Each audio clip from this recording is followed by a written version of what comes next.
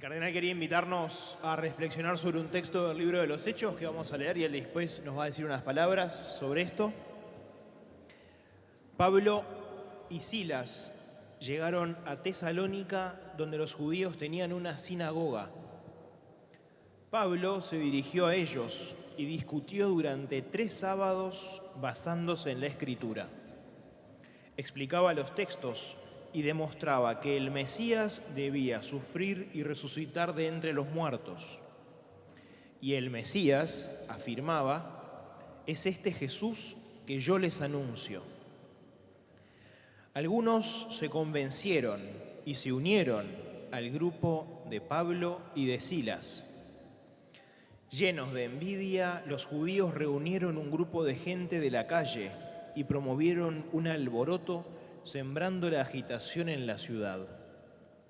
Entonces se presentaron delante de la casa de Jasón en busca de Pablo y de Silas para conducirlos ante la asamblea del pueblo y gritaban: esos que han revolucionado todo el mundo han venido también pretendiendo que hay otro rey llamado Jesús. Esos gritos impresionaron mucho a la multitud y a los magistrados, y solamente después de haber exigido una fianza de parte de Jasón y de los otros, los pusieron en libertad. Esa misma noche, los hermanos hicieron partir a Pablo y a Silas hacia Berea. En cuanto llegaron, se dirigieron a la sinagoga de los judíos. Como estos eran mejores que los de Tesalónica, acogieron la palabra con sumo interés. Muchos de ellos abrazaron la fe, pero cuando los judíos de Tesalónica se enteraron de que Pablo había anunciado la palabra de Dios también en Berea, fueron allí a perturbar a la multitud, sembrando la agitación. Entonces los hermanos hicieron partir inmediatamente a Pablo en dirección al mar. Silas y Timoteo, en cambio, permanecieron allí. Los que acompañaban a Pablo lo condujeron hasta Atenas y luego volvieron con la orden de que Silas y Timoteo se reunieran con él lo más pronto posible. Mientras Pablo los esperaba en Atenas, se consumía su espíritu al contemplar la ciudad llena de ídolos. Discutía en la sinagoga con los judíos y con los que adoraban a Dios, y también lo hacía diariamente en la plaza pública con los que pasaban por allí. Palabra de Dios. Te alabamos, Señor. Siempre me encanta pensar, y a lo largo de mi vida he pensado muchas veces en lo que sentiría Pablo y aquellos primeros apóstoles de Jesús cuando llegaban a una ciudad pagana, a una ciudad de la antigüedad romana, del Imperio Romano, donde todos estaban para otra cosa. Todos estaban, primero, había una cantidad de esclavos. Después estaba la gente rica, estaba el Imperio Romano que dominaba. Estaban todos los ídolos, los templos de los dioses paganos. Templos donde a veces también eran templos y casa de prostitución al mismo tiempo, masculina y femenina. Es decir, había un gran relajo moral. La droga ya existía, no es un invento de ahora, ni que decir el alcoholismo. Es decir, en esos ambientes muy complicados moralmente, muy de opresión también, muy de sinsentido para muchos, Pablo llegaba a predicar el Evangelio. ¿Qué era lo primero que hacía? Bueno, iba a los que estaban más cerca de Dios, a la sinagoga, a predicarle a sus hermanos judíos que ese que estaban esperando, el Mesías, había llegado por fin y que su nombre era Jesús de Nazaret y que este Jesús no solamente era hombre, sino que también era hijo de Dios y que este Jesús había sido muerto crucificado y tenían horror a la crucifixión, porque los romanos solían crucificar mucha gente, la ponían siempre a la vera del camino para que cuando se entraba a una ciudad se pasaba por donde estaban los crucificados. Así que de ese modo atemorizaban a la gente para que no se rebelara. Bueno, en ese ambiente Pablo llega a esas ciudades a predicar el Evangelio, a anunciar a Cristo. No tiene miedo, o si lo tenía, lo vencía, porque el tema no es no tener miedo, sino ser capaces de enfrentar el miedo. Hoy en Montevideo hay mucho miedo. De hecho, en lo que va del año ha muerto asesinada una cantidad de gente. Y uno puede decir, bueno, tengo miedo, no salgo, tengo miedo, no hago esto, tengo miedo. El tema es, aunque tenga miedo, hay cosas que tengo que hacer.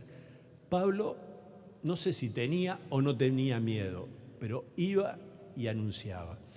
¿Y qué era lo que pasaba? Lo que dice acá.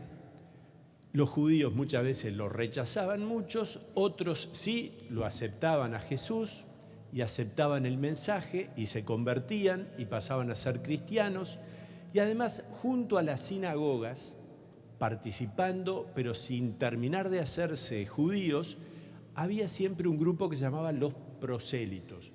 Eran gente venida del paganismo, o sea, de griegos o romanos, que buscaban a Dios porque sabían que los ídolos no eran nada, buscaban a Dios, descubrían a Dios, pero no terminaban de dar el paso de hacerse judíos, porque eso tenía que ver también con hacerse de determinada raza, de determinado pueblo, de determinada nación.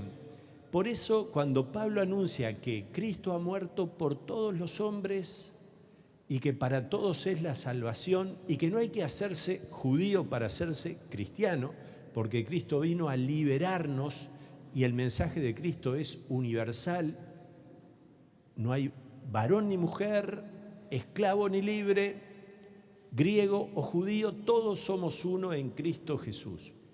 En ese sentido es que Pablo decía, todos somos uno, es decir, todos tenemos la misma dignidad y desde la realidad de cada uno estamos llamados a hacernos cristianos. ¿Qué se armaba? Un gran lío, tan gran lío que por ahí dice en un momento, me lo perdí. Miren, acá lo encontré.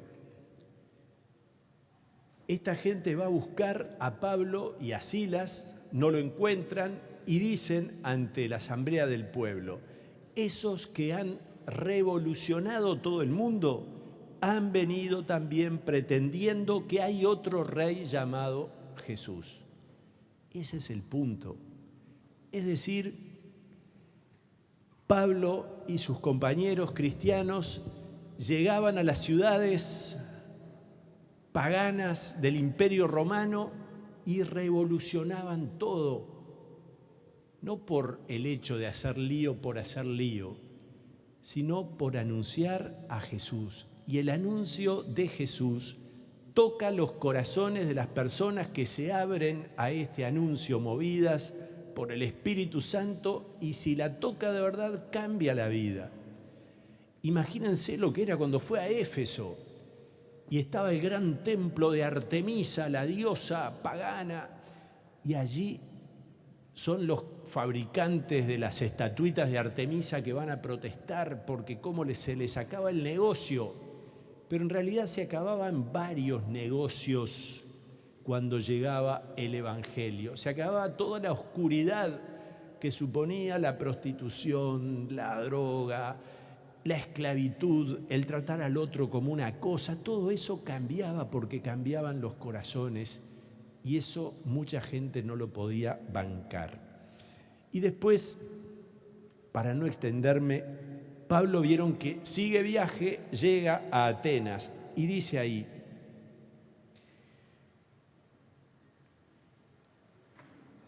hay que subrayar antes lo que uno quiere, ¿no?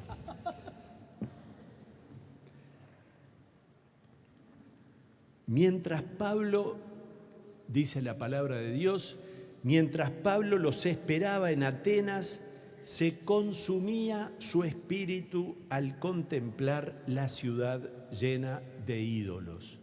Se consumía su espíritu, es decir, sentía dentro algo que lo requemaba. ¿Por qué? Porque veía toda la perdición de la gente y porque sentía entonces que tenía que anunciar a Cristo, y mientras esperaba se impacientaba. Hoy, entre los santos que el padre Guillermo presentó en una predicación en la tarde, estaba San Francisco Javier, santo jesuita, compañero de los primeros de Ignacio, y él sentía, y de hecho hay un libro que cuenta su vida y así lo llamaban, el divino impaciente. ¿Por qué? Porque sentía la fuerza de querer anunciar a Cristo. Como a Pablo se consumía el espíritu de Francisco Javier cuando veía esos pueblos donde el Evangelio no había llegado, y entonces quería convertir a todos. Y no le alcanzaba. Llegó a la India y quiso seguir a Japón y fundó comunidades en Japón, pero su sueño era llegar a China, y llega hasta China y muere al llegar a ese enorme país, el más poblado del mundo en aquella época y ahora, donde Cristo es apenas conocido. Bueno, ¿qué pasa? Si nosotros queremos ser de verdad cristianos, no podemos no ser apóstoles, no querer que otros conozcan a Cristo. ¿Por qué? Porque si de verdad somos cristianos y Cristo ha tocado nuestra vida, nosotros sabemos que en Él encontramos aquello que buscamos y que buscan todos, que en definitiva es ser felices. Eso es lo que todo ser humano busca. Incluso los que andan en caminos terribles de mal, los que buscan es ser felices o tratar de tapar sus vacíos, tratar de pasar por arriba de los grandes agujeros, lastimaduras, heridas que tienen en la vida. Y entonces, ¿qué hacemos? Nos quedamos tranqui. Decimos, bueno, yo y mi grupito de compañeros, de compañeras, somos re cristianos, re buenos, re bien, y esperamos encontrar chicos y chicas con los cuales, entonces formamos un grupito de re cristianos, re bárbaros. Pero eso no es ser cristiano.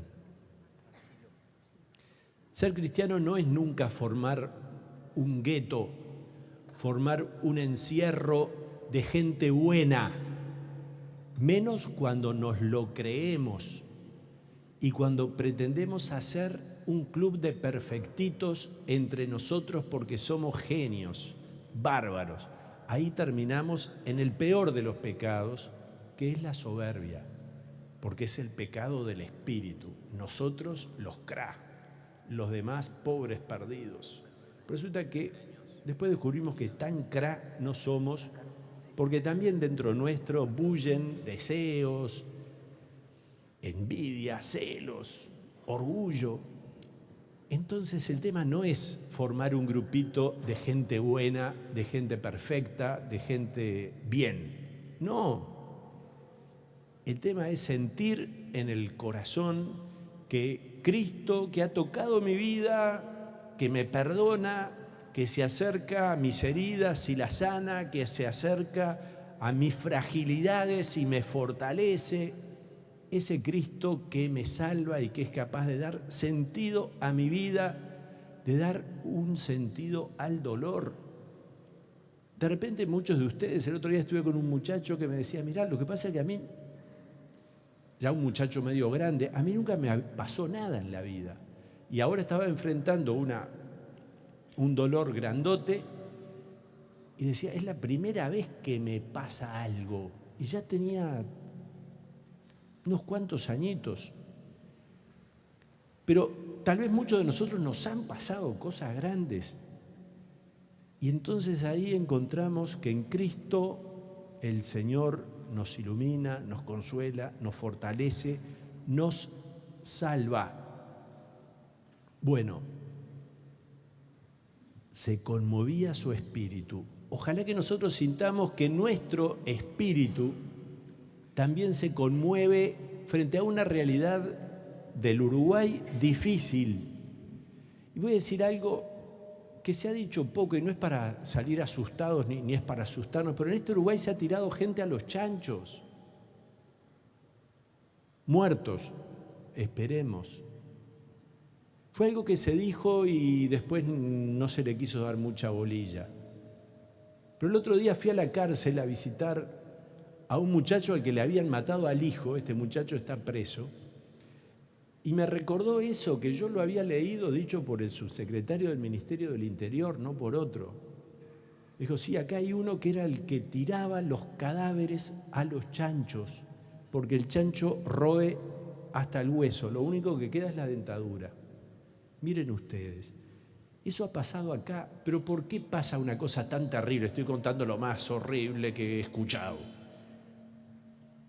Bueno, porque el mal entra en una dinámica que no tiene fondo.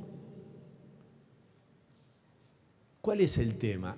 Que el bien, la gracia de Dios, también puede entrar en una dinámica que llega a la santidad. Por un lado tenemos la oscuridad que es capaz de cualquier cosa y por otro lado tenemos la luz que es capaz también de grandes, grandes cosas.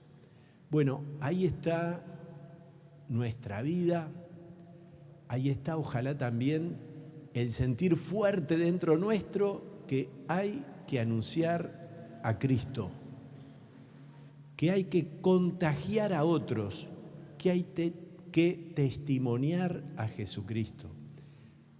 Tenemos que ser entonces cristianos inquietos, que nos dejemos conmover frente a esa ciudad llena de ídolos de la que hablaba Pablo. Y tenemos que hacer lío, la expresión del Papa Francisco, no es hacer relajo, es sí movernos. Y si eso lleva a alguna dificultad, algún rechazo, alguna burla, banquémosla. Lo peor que hay es ser cristianos achicados. Seamos cristianos contentos de serlo y por lo tanto de querer anunciar al Señor Jesús. Vamos arriba.